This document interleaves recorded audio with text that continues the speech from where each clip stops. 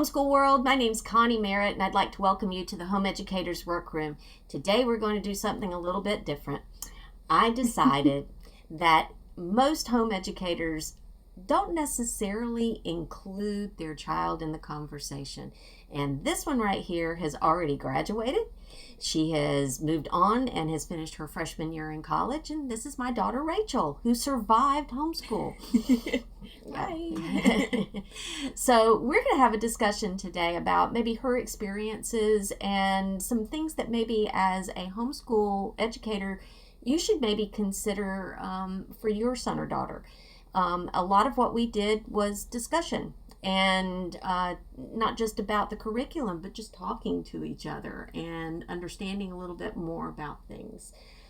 So I guess the very first question I want to ask you is, what was your experience like? Did you enjoy homeschooling? Yeah, I did. I felt that homeschooling afforded me a lot of opportunities that I wouldn't necessarily have had if I had gone to public school. I felt that the flexibility and being able to kind of choose my own path with curriculum, and maybe, taking a day off to go and have a snow day every now and then, and still being able to count that because we were doing experiments in the snow, things like that. Or PE. PE. Yeah. So exactly, there are tons of different opportunities that homeschool affords you, and flexibility options that you won't necessarily get with public school. Yeah, cool. So when we did homeschool, we did it all the way through. Rachel never knew what it was like to go to a public school, so she's just kind of stuck with me. And in that experience, speak to what maybe you feel like you gained from that was useful for you in college. Yeah, so I felt like growing up, she taught me a lot about how to take notes, and good notes. And I feel like that was even though you didn't want to learn how to take notes. That was something that wasn't really enjoyable for me, but I knew, especially like throughout high school, but going into college, definitely it served me well. Knowing what was good information, what were things that I needed to write down so I wasn't going to forget them. Knowing how to do that in a big lecture that wasn't being recorded, not having the option to go back, being able to know that, I felt like was very valuable. And I also felt that just learning how to prioritize, I get tons of assignments all due 1 week, but they're all due on different days. So knowing, the first one that needs to get checked off the list is this one. And being able to kind of prioritize, this is going to take me the longest, this is due first, being able to kind of set that in a specific order, I felt like was a very valuable thing that I learned through homeschool too. So yeah, and she has been told she doesn't have to give you all the good stuff. She knows that there's some warts that occurred in her homeschool experience. So I would ask you right now, what was something that you would say, maybe didn't go quite so hot in homeschool for you? Yeah, I felt like, for me, we kind of got to a point towards the end of my homeschool career where with math, we kind of hit some roadblocks where we had been using one math curriculum pretty much my entire time homeschooling. And then all of a sudden it just wasn't making sense. And so there's sometimes where it's hard to find the curriculum that works. And it's hard to say goodbye to something that was working. Exactly. You kind of mourn it a little bit if it was working. Now, if it wasn't working, we kicked it to the curb immediately. Yep. Yeah. So, yeah, okay. Yeah, that's the hard point, I would think, for most homeschoolers, is finding something that works and being able to stick with something. It can be hard, especially if you don't know your child's learning style, you don't know what's going to work for them. Trying to piece together a plan can be challenging. But I find that we eventually found something.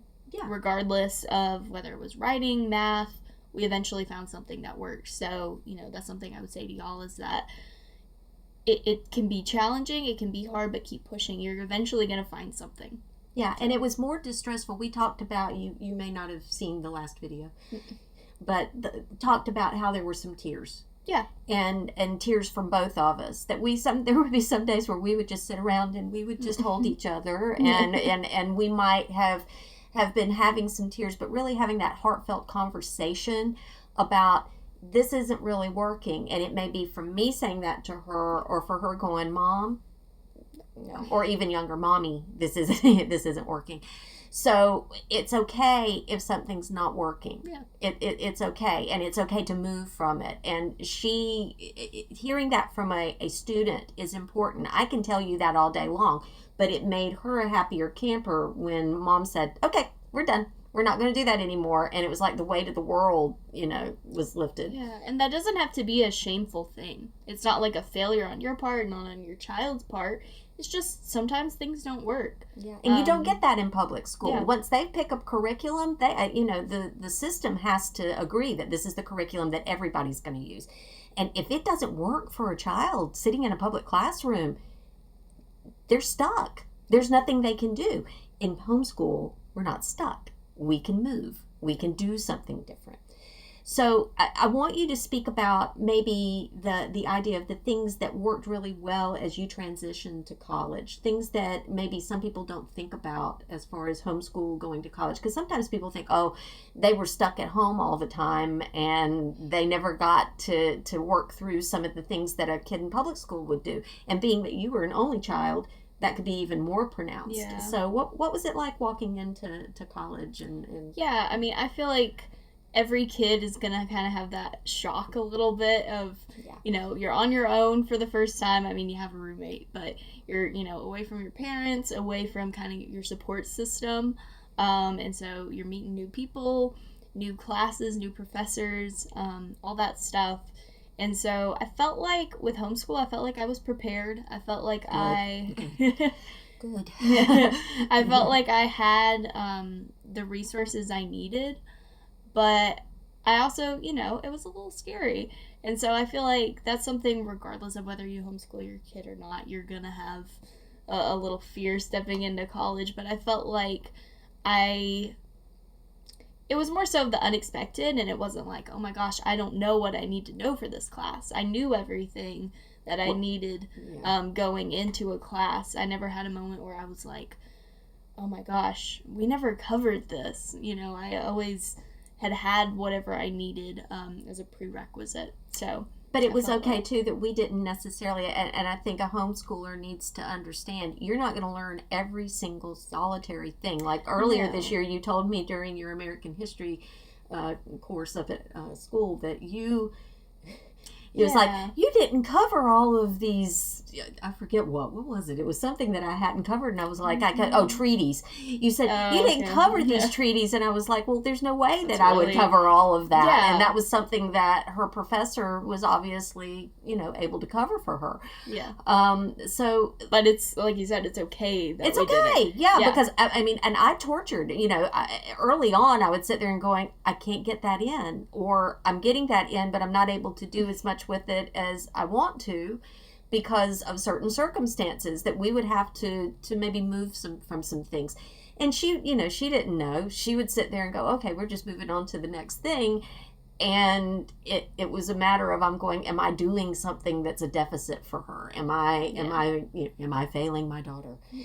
And when I come to, go through this transition to college, I really started realizing that she's okay, that I didn't. That if you're going to bring somebody into homeschool, and even in public school, but just through education, you want them to be a lifelong learner. Yeah. That's what you're bringing them up to be, and that's what the ultimate goal should be.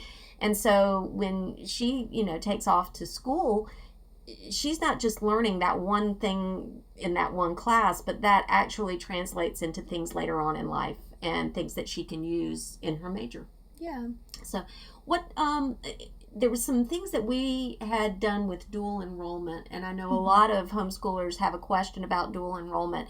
In our system, they've got it set up in our state so that if you're taking a dual enrollment class, state-supported institutions, schools in our area will actually accept that credit without any kind of question because they've lined it up, and it matches with what the catalog has to say.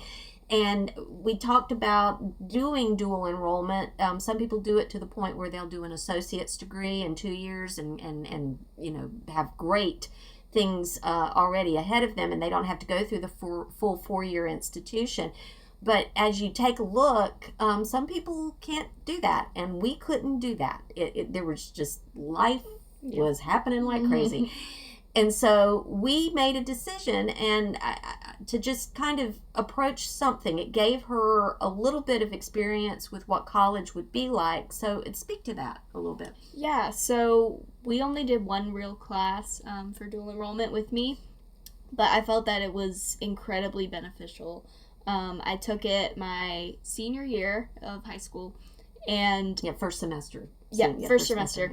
And so that was the point where I was starting to write papers to help me get into college and figuring out, specific formats and things like that helped me. I was able to apply that. Yeah, so what was the class? You didn't tell them what the class was. Oh, it was freshman writing. Freshman writing. Yeah. So being able to have that kind of under my belt as I was preparing for going into college, I already felt like I kind of, not necessarily having a leg up, but already knew some of what I was going to have to write about, and the formats people wanted me to write my pieces in.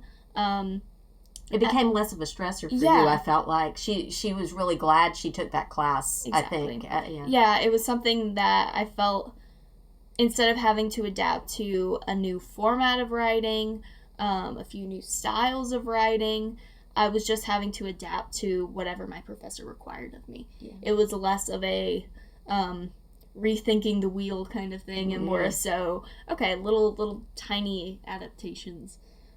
So I felt like it was very beneficial, and it's something that I carried throughout my whole first year. And the questions are, people are asking, well, how many pages are you having to write? Most of what she turned in was digital. But she did have one professor, and your child needs to be prepared for that one professor. They required that she have hard copies of everything, and they were doing it what would be considered old school, I guess. But your son or daughter needs to be prepared. There's going to be somewhere along the way where it may not all be digital, but perhaps when you're doing your homeschool, you can prepare them for turning things in digitally, grading them digitally, so that they get them back. And I think with you doing that dual enrollment, it helped you understand what to expect and how to communicate with that professor in the internet world. So she was learning how to professionally communicate. Not that she had a problem with that because of some of the things we're getting ready to talk about, but she understood that it was expected that you professionally communicate. And I think that if there was any course that I would recommend that a student take, it would be a dual enrollment freshman writing class, so that you be prepared for what's going on in college, but also being able to write those papers for entrance requirements for certain applications. Yeah. So talk about the things that you did that prepared you to have that professional presence and being able to speak in a professional way to your professors and to other instructors that you had. So I felt like that class obviously gave me kind of a head start on learning what a college experience is like, even though I wasn't living off, on campus dorm yet or anything. I felt like I still, I had to communicate with my professor, figure out these were specific dates things were due, had to lay that out on a calendar.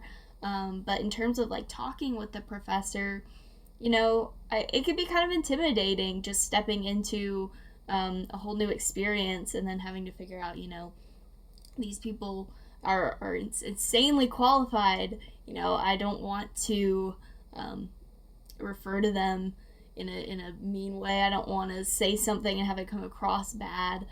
So I think, just being nice to your professors, it's easy to just, say thank you at the end of a class, send them a little email, asking a question if you can't reach them after a lecture or something, communicating.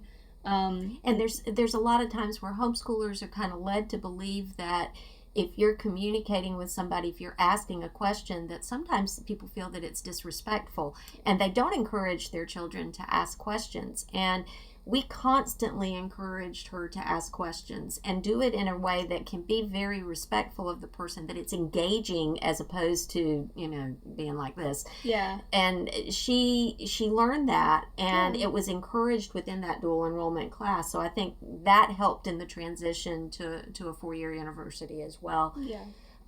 So we did a lot, and kind of moving to another topic, we did a lot with camps during the summer. And I know that the folks that do the 365, day school idea have to kind of figure out how to factor in camps. But do you feel that camps kind of helped you in your homeschool experience? I do. It's something that it's highly educational. It can help your kid if they're interested in a very specific subject. It helps them learn more and explore more. But it's also something that they don't really realize they're learning. So we took a lot of camps. Locally, we have a lot of science centers. And so that was something I was interested in, learning about animals, learning about the environment, the world around me. And, exploring that through walks and being out in nature, but also, doing little experiments and things like that. Yeah. Hands-on, there's so many hands-on activities in a summer camp like that, which I felt... I didn't realize I was learning, but, I look back and I think, oh, yeah, I really was. I was getting a deep dive into all these different animals and different plants and things like that. So, being able to have that, it's something that I know she counted that towards my schooling. But it was something that I was having such a fun time, I didn't even notice I was learning half the time. So, yeah. And it wasn't just science. You did some other camps, some other things. Yeah, we have history museums around here, too.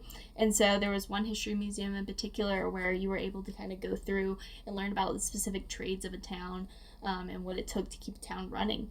And part of that is that you're in front of the public, with the public, interpreting what life was like in this town. And so talking about that, you get to learn about not only the town you're in, but you also get to learn the dynamic of being an interpreter and talking with the public and educating the public. So being able to have that kind of speaking experience, it allowed me tons of opportunities. It actually allowed me to get a job at that place later on. So it was a fun camp, but it led to much more than that. It's been something that I've enjoyed doing for years. So. She's made a lot of friends through that camp experience, but she's also learned something, I think, about herself and the things that she's able to achieve, and that it's okay to not do something well right off the bat. It's okay. You learn sometimes from a point of failure, where one of the things that she does and now does very well, but works with the pottery studio. And she had to learn how to, and is still learning the effect of how to properly center something on a potter's wheel, and learning the historical aspects of how thick something needs to be, how thin something needs to be in order patience. to be. Yes, a lot of patience. Yeah. So those kinds of things. We also did something that was not a summer camp, but it was an ongoing activity where we went to participate in Young Eagles program, and she can explain a little bit more. So Young Eagles, it's supposed to be kind of an introductory program, helping teach kids about flight and aviation, and kind of getting them interested not only as a career option, but just, maybe a fun hobby at some point. So it starts about ages 8 to 18, and it's supposed to be, like I said, kind of that introductory flight, which it was kind of for me. I'd been on big planes, but never small planes before, so it was a fun experience, but it led to me going to this air show called Oshkosh, which is AirVenture, AirVenture Oshkosh, which is the world's biggest air show. And so with that, they bring a group of kids up, and they're allowed these leadership roles where they're helping kind of keep the public in line, make sure they're not crossing runways when they're not supposed to, but answering questions, making sure planes are able to exit as they should. So parking planes. Yeah, exactly. There's all sorts of different kind of leadership roles with that, where you're helping people out and making sure everything goes smoothly. So that taught me a lot too about working with the public, teamwork, making sure that what you're doing isn't going to negatively impact someone or something. Mm-hmm. So there are tons of, that wasn't necessarily a camp, but it was a big learning experience. Yeah. So finding those fun opportunities where, it might not be what you think of when you think of school or homeschool, but you're still learning valuable lessons. And those kind of activities, those are things that when you start looking around your neck of the woods, things like going and working at an animal shelter, or working as they will allow you, maybe in a food bank or with a homeless shelter or something like that, where a homeschooler can go in at certain times of the day that a public schooler is not going to be able to. She was able to do some things where we worked in the last couple of years when she got to be junior or senior with the timing of things, and that she was able to go in for a few hours each week. If you're willing to give that time in your school day, it yields great benefits, I think. I think that's one of the joys of homeschooling, is that you can be flexible and allow those experiences where you're still learning, but it's not necessarily a textbook. It's something where it's hands-on. It's something where you're able to learn life lessons, too, that you can apply. There's tons of different education, and so knowing how to interact with the public will help you as you're working towards a career or a job. And even those interviews for college, if you're interviewing for scholarships or anything like that, it teaches those kinds of skills. Yeah. So let me ask you, would you recommend that people homeschool? Yeah. I would, but it's something... I know you don't know any other way, but would you do it again? Yeah. Knowing what you know now. Yeah. I would say it's something that you need to talk to your kid about it. Just because it worked for me and us doesn't mean it's going to work for your family and your kids. Yeah. So it's something that you need to, if your kid is starting out in school, kind of tell them what it's all about, sit down, research some things together, make it easy for them to understand. But it's also something that if your kid's already been in school, ask how they're feeling about it. If it's something that they really enjoy, if they really enjoy being in a public setting with their friends, don't force them into homeschool. You want to have it be something that they're into just as much as you. Yeah. And there are a lot of kids that when they get into public school, things can go very well for them, but there's some things that maybe they lose their sparkle, Yeah. And you don't want that. You want them to enjoy the opportunities that are in front of them. So, some folks, like we did, we home educated the whole way through, but there's some people who will say, I'm going to take my child out for middle school and then I'll put them back in high school. And that's perfectly acceptable. There's nothing wrong with that. It gives them a different way, but sometimes those kids decide, I really want to stay and do it the whole way through. And that's acceptable too. Homeschool is just so flexible, and something that people can find what works for them a whole lot easier than sometimes they can find in public school. So, and I'm not, like y'all know, I was a public school teacher. I'm not cutting down on it. There's some wonderful things that happen in public school, but in our world and in our experience, we really found that homeschool worked for us. And just let your kid know what they're getting themselves into, in a sense. So let them ask questions, research things together, research specific curriculums, specific, ways of homeschooling, and see what kind of applies, if there's anything that they seem really interested about. Yeah, because we did that. She was a part of what we did. I didn't just make a decision and not include her in it. And that didn't mean that she got to make every decision. She already knew there was something she's going to have to do, period. But she understood that it was the way that we got to those things. She could have some say-so in particular that reminded me of that experience would have been when you were asking to learn more about world religion. Yeah. And those world religions, I had to do so much research because there was nothing age appropriate. I mean, nothing. I had to find everything and make out my own curriculum for that. And I would say it takes effort on both parts to be able to make this work. You can't, and you can go find something that's already prepackaged, let it do the work for you. But there's something that was just really kind of cool about us sitting down and finding some things together. Yeah.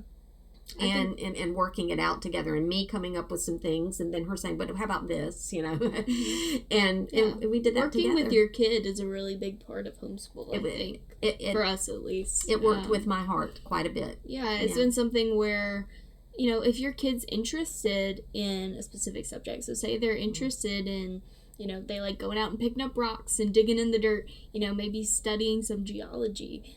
It doesn't have to be the only defining characteristic of your whole homeschool experience is, oh, well, my kid's, enjoying XYZ right now. That's what we're going to learn solely. There's tons of different ways to homeschool, but I think certainly, like, seeing what your kid is interested in and then putting that in with your curriculum, it's going to make it enjoyable for them. Right. I mean, she was really interested in rocks. Yep. We had every rock on the planet in this house. I mean, it just seemed like she was always picking up, oh, that's a cool one, that's a cool one, and we learned about them. But eventually she changed where her interests are. It doesn't mean that she doesn't like rocks anymore. She still likes them, still interested, but it's not all consuming. And so we had to you have to also let your child shift and change. Yeah. And I would say that probably sums it all up. Allowing the transitions to take place, allowing the changes in interests and that kind of thing has to take place in order for a beautiful person to grow up. So I would say that, at least from my experience, I can give you everything from my angle as an adult teaching a young student and a young adult. But until you talk to that person and until you sit down and really work with them, I think a kid can be much more engaged when they are engaged in the process and that they go, oh, okay, I made that choice. Guess I got to live with it for a little bit. One being when we did band. The deal was, and she was great with band, but we made the promise that she had to spend 1 year taking the instrument that she chose. And she understood what that was, and she did great with it. But she understood right off the bat that we weren't going to stop just because maybe something wasn't going well. Yeah. So those are the kind of things that you can say to your son or daughter, that we're going to do this, but you need to understand here's how it's going to happen, and set those boundaries and understanding that once you commit to something, that teaches something, commitment and going in and doing the best you can with something. Yep. So is there anything else you'd like to say? I think we've kind of said it all, but mostly just staying in touch with your kid and checking in, making sure, is this still making sense? Is this still something you're enjoying?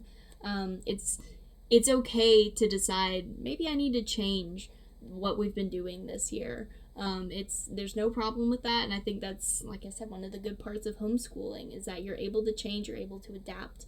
A kid's not going to change just over the summer, they're going to be changing a whole year. So yeah.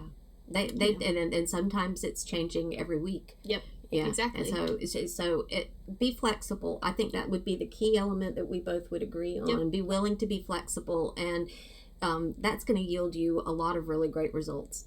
So look, I thank you for coming by. I encourage you to like and subscribe, and please comment. We would love to read some comments. She's in on this too. She looks at a lot of what I'm doing. We consider education a team sport around here, but we consider just life as a team. And so just take a look at the things that are on here.